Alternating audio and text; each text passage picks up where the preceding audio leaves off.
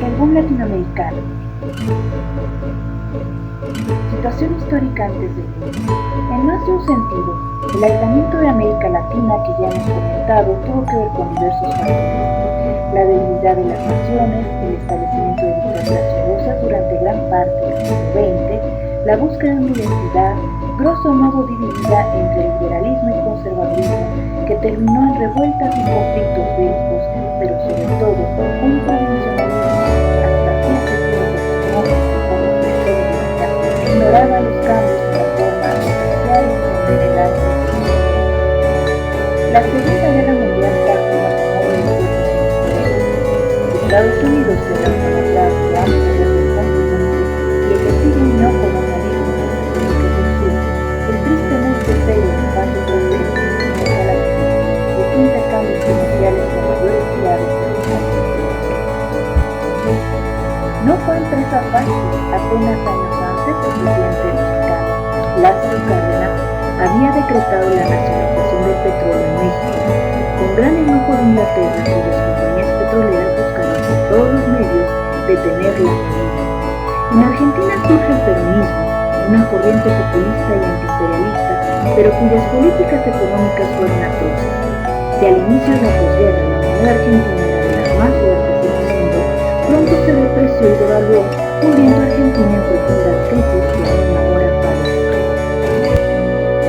Siendo el gran poder y la gran amenaza. Frente al mundo del peligro comunista, no tuvieron el empacho de crear dictaduras, tirar gobiernos, poner a sus intereses, contrario a mantener el hegemonismo propio de la región. Su intervención en Centroamérica, específicamente en Guatemala y República Dominicana, mostró su arrogancia y su poder. La década de 1960 trajo un acontecimiento impensable, la Revolución Cubana de 1958, primera revolución de corte socialista que, después de tiempo en la isla, se atrevió a desafiar al gigante del norte. Estados Unidos decidió derrocar al gobierno socialista de Cuba y llevó a cabo la fallida invasión militar en Bahía de Cochinos a principios de 1960. La derrota de las fuerzas norteamericanas causó sensación en el mundo entero, pero sobre todo en América Latina, donde la mayoría de los intelectuales apoyaron el derecho de la isla de tener el gobierno que les pertenecía. El triunfo de la Revolución Cubana tuvo una influencia decisiva en el desarrollo del mundo latinoamericano. Quizá no se hubiera dado o se hubiera dado de forma distinta de lo que se produjo. Los escritores vieron en la revolución una posibilidad real de desarrollo y función social para América Latina. Fue un momento de efervescencia completamente distinto. Ahí empezó propiamente. ¿Qué es el boom latinoamericano? En realidad es un sinsentido hablar de boom latinoamericano como se habla de romanticismo o nostalgia, ya que no es un movimiento ni una escuela literaria. No hay un manifiesto del boom y los autores que forman parte de este constituyen una amalgama extraña que, según los críticos y teóricos, varía de acuerdo con sus límites. El fenómeno editorial y comercial. Hay dos nombres que destacar en este asunto: Carmen Barcel, famosa histórica agente literaria que promovió denotadamente a los escritores latinoamericanos, y la editorial Sul Barral, en sí cuyo premio se colocó una gran parte de sus escritores. Se suele colocar al boom como un movimiento que inició en la década de 1960. Si bien los escritores se lo conformaron ya que se encuentran publicadas de hermandad, se suele considerar que el boom inició con el premio Biblioteca Breve, otorgado en Mario Vargas Llosa, de la Nacional de los Tierras, en 1962, con los simpatizantes de Carlos Fuentes en la publicación de La Muerte de Andrés Gide en 1971. Ante esta predicción, los vecinos de Yucatán en expresión de nuevo el súbito interés del mundo entero por leer a los grandes escritores latinoamericanos. Del aislamiento que hablamos al inicio de este capítulo se pasó a un cosmopolitismo cultural y artístico. América Latina había entrado a fin de lleno al concierto internacional. Los éxitos literarios de la década de 1960, los premios otorgados, se mantuvieron en las siguientes décadas. Los escritores que formaron parte del boom han dejado evidencia clara de su talento y trascendencia. Huyeron del regionalismo y del nativismo. Entendieron que para que su obra trascendiera Debían hablarle al mundo, conocer a profundidad otras escuelas y otras literaturas y por medio de su creatividad fundir esas técnicas y novedades en algo latinoamericano, pero no solo reducido a esto, sino latinoamericano universal. Es importante aclararlo a su esencia e identidad. ¿Cómo podría? Pero sí se esfuerza, y este es el punto medular en trascender los tipos de literaturas latinoamericanas anteriores, en salir del realismo crítico que constituye la mayoría de las obras tempranas. El boom pasa del campo a la ciudad. Los temas dejarán de ser campiranos para volverse metropolitanos. El boom latinoamericano es en realidad la exaltación de un grupo de escritores que nacieron en fechas relativamente cercanas, en una región común y de un gran talento creativo y literario. ¿Podemos entonces buscar características comunes en las obras de escritores tan distintos? Curiosamente sí, hay a grandes rasgos, como brochazos de pincel, ciertas características comunes en la mayoría, o no todos, los escritores de hoy. Veamos cuáles son. Uso del lenguaje. Un rasgo común entre los escritores del boom es su cuidado y respeto por la palabra, y en especial la palabra escrita. El lenguaje ocupa un lugar activo en su obra, a veces es el protagonista mismo de los largos pasajes. Pensemos en Rayuela de Cortázar o en La muerte de Artemio Cruz de Fuentes.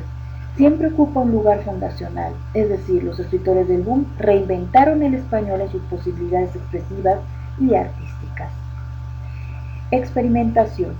Los verdaderos precursores del boom no son los escritores latinoamericanos, ni siquiera los españoles, son los vanguardistas europeos y en especial los modernistas ingleses y franceses. Con estos, los escritores del boom van a experimentar con las formas narrativas y llevarlas al límite. Buscan la libertad creativa por sobre todas las cosas, incorporan técnicas y recursos de diferentes escuelas sin desdeñar la tradición clásica. Además del modernismo, encontramos en ellos gran influencia del surrealismo, del existencialismo y de la generación perdida. Respecto al surrealismo, la importancia dada al subconsciente y a los sueños se ve reflejada una y otra vez en las obras principales del mundo. Cumpleaños, de Fuentes, El obsceno pájaro de la noche, de Donoso, Sobre héroes y tumbas, de Sábato. Hay también una gran influencia del existencialismo, tanto como postulado filosófico, así como una preocupación estética. Entre las novelas existencialistas del boom tenemos Rayuela y El túnel de Sábato. Quizá, y esto es discutible, la mayor influencia fue la de la generación perdida, o como García Márquez ha dicho, Faulkner fue su padre literario.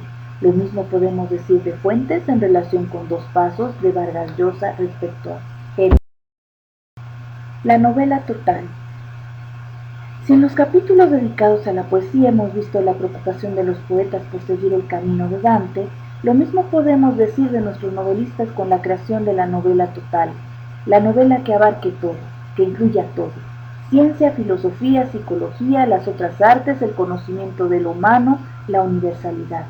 Abarcar y atrapar la realidad objetiva y la subjetiva, entrar en la profundidad de la psique humana, trascender la esencia y construir un mundo nuevo.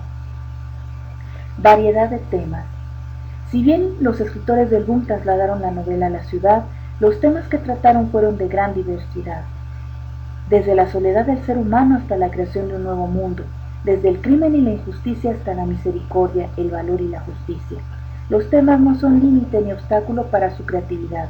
Han abordado casi todo lo compromiso político. Desde un inicio, los escritores del boom han mostrado interés y preocupación por cuestiones políticas y sociales. Como se dijo antes, la Revolución Cubana fue el gran acontecimiento aglutinador de estos escritores que la defendieron y vieron en ella posibilidades de igualdad y justicia para América Latina.